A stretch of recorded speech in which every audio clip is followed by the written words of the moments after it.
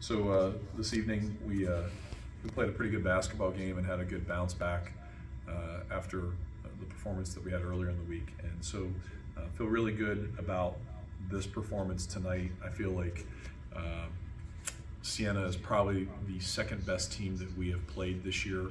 I have great respect for Coach Jaber and the programs that he has built in his career. His teams always play exceptionally hard, and they're always very well coached, and I thought they were tonight. We kept reminding our players, they're coming. We're going to come too, but they're coming. They're never going to give up. They're going to continue to attack you, and that's what they did. And fortunately for us, I think we played real well, especially on the offensive end, and it was a good win tonight. Dan, what adjustments were maybe made from that City game, whether it was just the reassurance that you're good at what you do and you're good at your craft, whether it was just practice and just saying, hey, these were what they exploited, this is what we have to be better at? Just what were those points of emphasis that you were looking on for this one? Well, the first thing is to not compare anything to the City game and to not talk about the City game. The City game was over at midnight and we moved forward. For us as coaches, we had to do a better job of being consistent with stoppage. And so we were in a situation where in that game, our screening action was poor, our practices for the 2 days prior was poor. And that's on me. At the end of the day, that loss is on me.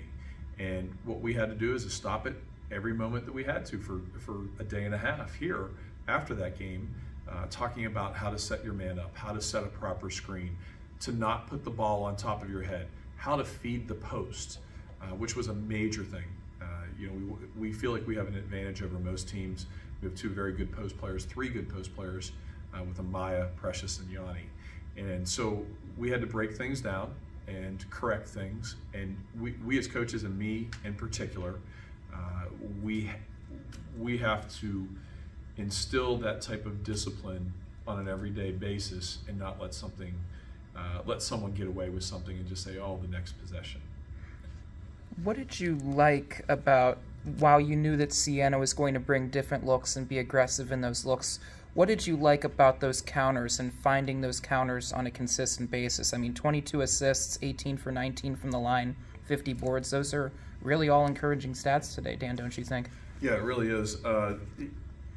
They run something called fire. That's what Coach Jaber calls it. It's called fire, and it's the 2-3 that it gets really extended, and they try to trap you, and he shows different looks out of it. But your back line of what is essentially a high 2-3 is very high up, and so if you can get the ball to the middle, you're going to have layups, and we shot a fair amount of layups tonight. They were a very good opponent for us to play, because they're well coached and they play so hard.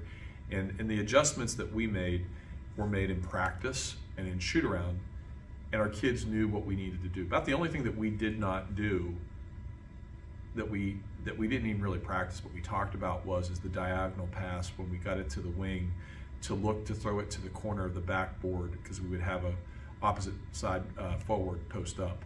And we didn't have to do that tonight. But I thought Nael Bernard was outstanding with keeping the ball in her hands and attacking double teams, occasionally playing a little too fast, but coming out, resetting herself and recalibrating, and played a really nice basketball game amongst others.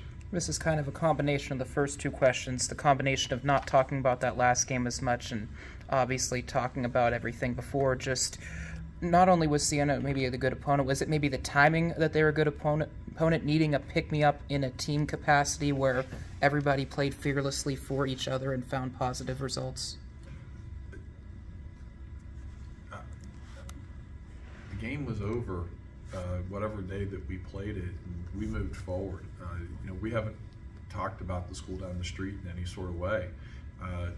We were all disappointed in our performance, and we didn't play well, but we haven't brought it up. I mean, Sunday we had to get back on the horse and practice, and had a very good practice on Sunday, and followed that up with a good one on Monday, and then we had the success that we had today. When I walked into the locker room after that game, I simply said, it's not failure, it's feedback, and the feedback is that I failed us, and that we have to do things and break things down to more of an organic level and be consistent in the discipline of doing those things every single possession. So it became feedback rather than failure, and we moved forward. How much of an expectation is of what PJ did tonight to be maybe more of that norm, just finding success at multiple levels? PJ has practiced very well, and we still haven't found her in transition. She's running the floor exceptionally well. She's playing with confidence. And every player, it's a confidence game, but right now, Precious really has that confidence. Her ability to face up and to shoot the three, you have to guard her at the three-point line. And the other thing that she hasn't really done a whole lot of is drive the basketball, and she's become much better at that. She's becoming a complete player, and to be able to play her and Yanni and Amaya at times all together, that gives you a really nice lineup with size. Really excited about what Precious continues to do. And 17 and 9 tonight, 3 for 4 from the free throw line, 2 for 3 from the three-point line, which were all really good shots. I thought she was outstanding, one of her better performances. And 2 fouls in 24 minutes, also really encouraging as well. Well, with that, that's also in the past. If you look at Precious's year this year, she's done a really good job of not fouling. She's grown and become a much better defender. And I think playing defense the way that we are has also contributed to that. But Precious has grown, and she's become a better basketball player, and it makes us a better team. How much of that's just more comfortability with her role, slowing the game down, and just understanding that size that you mentioned earlier, and realizing maybe not every single play that ball doesn't have to be in her hands? I would put it a little differently. Okay. She doesn't have to be an alpha. She doesn't have to be the guy that needs 15 shots and score 18 points and get 10 rebounds for us to win. The addition of Yanni Townsend makes Precious a much better player. And so those two playing off of each other, and with Amaya in there, it really gives us a three-headed monster in the post that is pretty darn good. We've done a really nice job of not fouling and staying out of foul trouble in the post throughout the whole season. And, again, the addition of Yanni really helps us, because now you have a guy that is kind of your go-to in the post, and Amaya and Precious don't have to have that pressure on them to score on every possession. Defensively in the pack, you guys are up double digits in that third and fourth quarter, and Rick is consistently telling the team, sit down, sit down, sit down. Just how much is it just treating each possession just with that same intensity and continuing to learn to find success within that pack? I don't think he talks. I think he yells and doesn't have any vocal cords left.